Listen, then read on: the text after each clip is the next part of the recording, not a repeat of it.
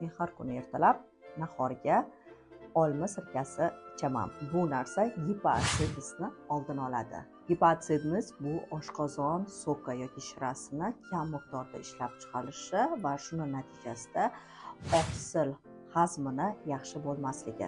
Siz iflot chilash, teridagi shu kabi o'zgarishlar bo'lsa, uy sharoitida sizda gipoatsidis bor yo'qligini tekshirib ko'rishingiz mumkin. Ertalab nahorga bo'lishi kerak.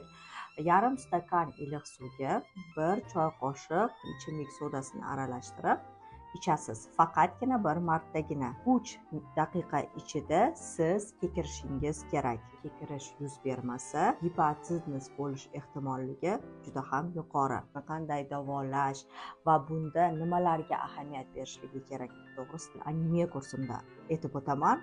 U kursga ulanish uchun profildagi havola orqali murojaat qilishingiz mumkin.